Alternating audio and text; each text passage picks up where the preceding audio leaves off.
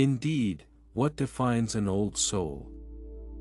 It is not merely a wise or tranquil individual. This term characterizes an entity that has undergone numerous incarnations and experienced a series of spiritual initiations.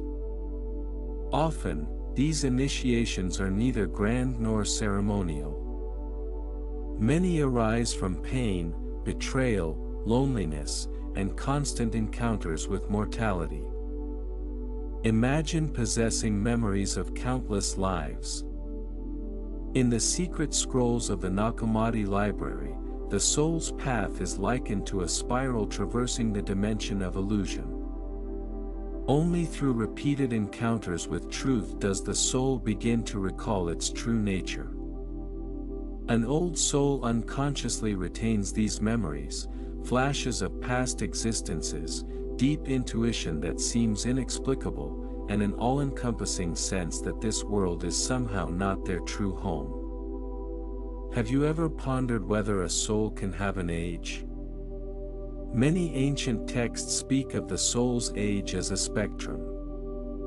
In Vedic tradition, the soul's journey is classified into stages: infant soul, young soul, mature soul, and old soul. Infant souls are preoccupied with survival and instincts.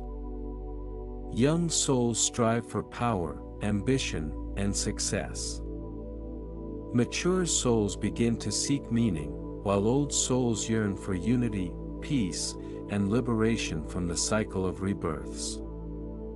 It is worth noting that these stages are not moral ranks but rather phases of learning, akin to grades in school.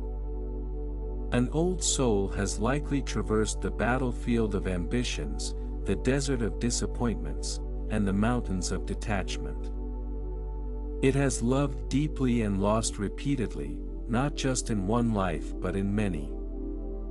What sets an old soul apart is not the number of incarnations but the depth with which the soul has absorbed the lessons of these lives. Remarkably, many souls repeat the same patterns for centuries, trapped in karmic cycles. The old soul, however, begins to free itself from these loops. Recognizing an old soul means looking beyond the surface of a person's life. These souls often walk quietly among others, unnoticed by the world yet deeply aware of it. They do not wear the age of their soul on their faces or in their voices but reveal it in the subtle subtexts of their being, in how they listen, experience pain, and gaze at the sky as if recalling something long forgotten. The following signs, though not exhaustive, are drawn from ancient wise traditions, spiritual psychology, and mystical texts describing the soul's evolution over time. These are not merely character traits but inner markers. The first sign is a deep sense of displacement. From early childhood, old souls often feel that they do not quite belong to this place. This is not just social discomfort but a profound, aching feeling that they have been misplaced in time. They may look around and wonder why others are concerned with things that seem trivial or superficial to them. The modern world, with its countless distractions, often feels alien to them. This sense of alienation is described in Sufi teachings as hurba, a spiritual exile preceding reunion with the divine. An extraordinary depth of empathy is another sign. Old souls feel the emotions of others as if they were their own. This empathy is not only emotional but also energetic. They can enter a room and immediately sense hidden tensions, unspoken pain, or joy without visible cause. Ancient Buddhist texts speak of karuna, deep compassion arising in the heart of the enlightened. Old souls carry a natural source of this compassion, though it often becomes a burden until they learn to manage it wisely. Old souls also have a strong inclination towards solitude. While loneliness can be an experience imposed on many, solitude is what the old soul seeks. Silence is their temple, and they often retreat into it for nourishment and reflection. In Hermetic and monastic teachings, solitude is described as the cradle of the soul, where the inner light is nurtured away from the world's noise. An old soul may take long solitary walks, sit under trees, or read for hours, not to escape life but to touch it more deeply. Remarkably, old souls possess wisdom beyond their years. They often speak, act, or reflect in ways that seem much older than their age. As children, they may astonish their parents with philosophical questions about death or the meaning of life. This wisdom is not acquired but remembered. It arises spontaneously, often surprising even the soul itself. Kabbalists say that divine wisdom resides within us as sparks, and some souls come into this life already carrying a smoldering ember. A vivid sign is their natural aversion to drama and superficiality. They lack the energy for gossip, conflicts, or pretense. They quickly see through facades and prefer sincerity in all relationships. This perceptiveness is born not from judgment but from exhaustion. They have experienced these dramas in countless lives and have learned that only truth remains unchanged. This clarity often makes them excellent judges of character and confidence. A deep reverence for nature and the cosmos is another sign of old souls. They feel at home in forests, deserts, mountains, and oceans. They sense a living intelligence in all creation. Many speak of feelings evoked by stars, trees, or animals. In indigenous traditions, this is known as animism, the recognition that all things possess a spirit. An old soul often recalls past lives as healers, shamans, or mystics living in harmony with the earth. Old souls have an innate spiritual curiosity that requires no teaching. They often explore mystical ideas, sacred texts, or spiritual practices. They are not satisfied with dogmas or superficial rituals. They seek direct experience through meditation, dreams, altered states, or communication with the unseen. In the Gospel of Thomas, it is written, "If you bring forth what is within you, what you bring forth will save you." Old souls feel a burning need to bring forth what lies within. One of the significant signs is the ability to experience recurring dreams or déjà vu. Old souls often report vivid dreams of places they have never visited, languages they have never studied, or symbols they cannot explain. These dreams are not fantasies but glimpses of the soul's long journey. Similarly, intense déjà vu is common. These are moments when the soul briefly aligns with a memory of a past life or parallel existence. Tibetan dream yoga speaks of such experiences as windows into a deeper self. Typically, old souls feel a strong desire to heal, teach, or guide. Whether or not they have undergone formal training, old souls feel a calling to help others grow. They may naturally take on the role of advisor, therapist, or spiritual mentor in their community. This calling often manifests early and is rooted in past life service. Many were monks, midwives, bards, or elders. The desire to alleviate suffering is not a choice but a memory of a sacred contract. A tendency towards existential questions is an important marker of an old soul. Why am I here? What happens after death? What is real?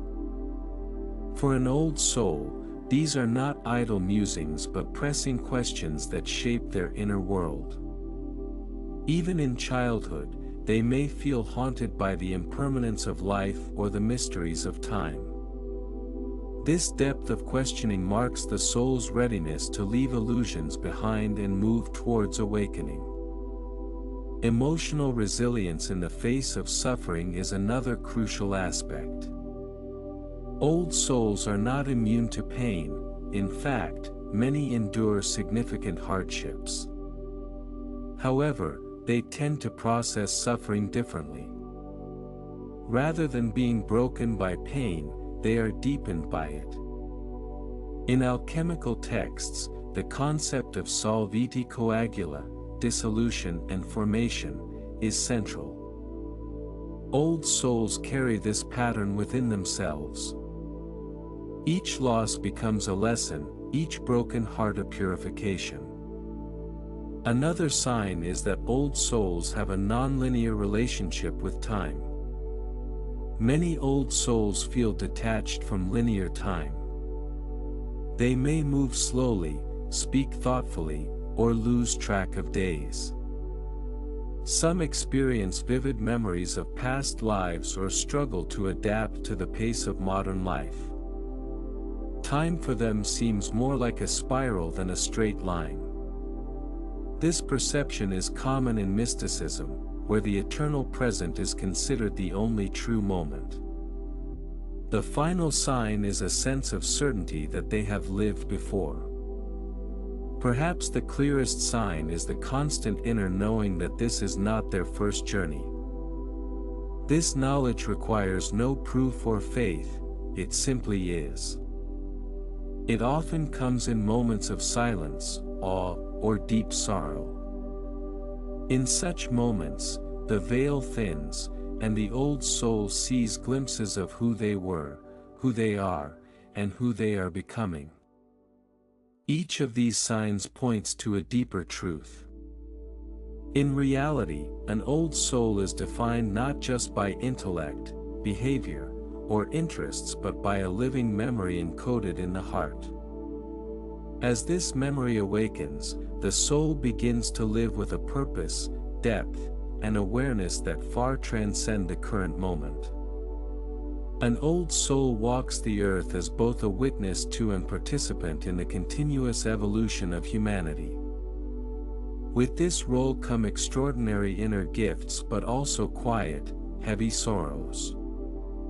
Such are the paradoxes of the old soul: to feel ancient in a young world, to see clearly in times of confusion, and to be full of love while carrying the pain of deep loneliness. One of the deepest gifts an old soul brings is the ability to hold vast emotional and spiritual space. These individuals often serve as anchors for those around them. In times of chaos or grief, they intuitively know what to say or what to leave unsaid. Their very presence becomes a balm. This ability arises because they have experienced so much of life, personal losses, betrayals, and disappointments.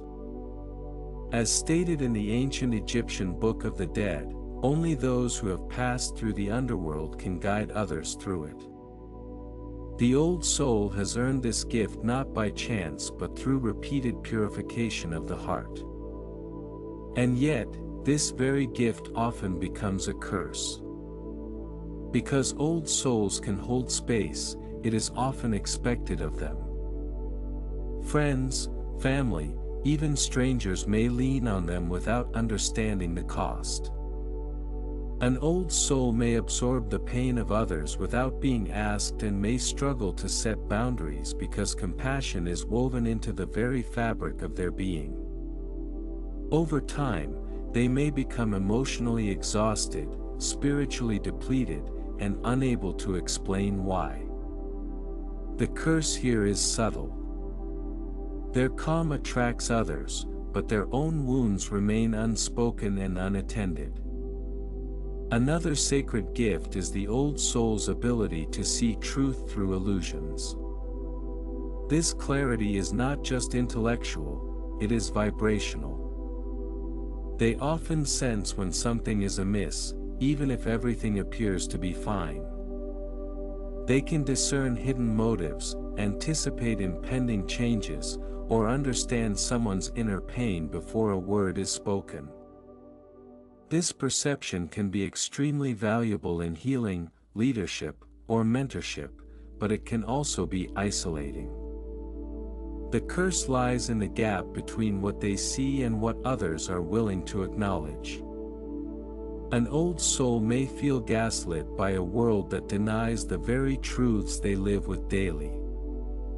They may doubt their sanity, withdraw from communication, or internalize their perceptions as flaws rather than insights. One of the most underrated challenges for old souls is existential fatigue. This is not physical tiredness but weariness from being in the world at all. Having experienced so much of life, filled with the rises and falls of civilizations, revolutions, rituals, and religions, they often feel as though they have seen it all before. This leads to a lack of enthusiasm for ordinary pursuits. They may feel indifferent to achievements, wealth, or even romantic love, not because they are above these things but because their soul has already experienced them. This can make them seem detached, unmotivated, or even depressed. More accurately, they crave meaning that transcends the temporal. Loneliness is another deep and persistent theme in the life of an old soul. This loneliness is not a lack of company but the pain of not being fully seen or understood. Most people communicate through surface language, opinions, roles, and small talk, while old souls crave soul-to-soul communication. They may go for years without feeling truly understood. In mystical Christianity, this pain is described as the loneliness of divine exile. It is not a deficiency but a sacred longing for home, a longing to return to a state of unity with others who remember and know. Until that moment comes, they learn to find companionship in solitude, in books, in dreams, and in nature. And yet, despite these burdens, there are radiant gifts that emerge as the old soul matures. One such gift is detachment with compassion. Unlike the apathy of a disillusioned heart, this detachment is gentle and open. The old soul learns not to cling to outcomes, people, or identities because they have done so for hundreds of lives. They love without possessing, serve without needing recognition, and leave without anger. This freedom allows them to move gracefully in an often chaotic world. Another rare gift is the integration of multiple life memories. The ability to intuitively access the wisdom of previous incarnations. Although few remember past lives in detail, knowledge often comes in moments of crisis, inspiration, or prayer. A healer may lay hands on a person's body and suddenly know how to alleviate pain. A writer may create poetry that sounds ancient without formal education. A child may speak of things long buried in history. These are not coincidences but signs that the soul is integrating a long history into one chapter of life. Ultimately, the old soul lives with dual awareness. On one level, they are fully human with all the joys, flaws, and needs of any other. On another level, they carry the memory of the stars, the weight of past epochs, and a silent commission to serve as a bridge between the visible and the invisible. This commission is not always clear in early life, but as the soul matures, it begins to understand its role not as an outsider but as a keeper of sacred truth.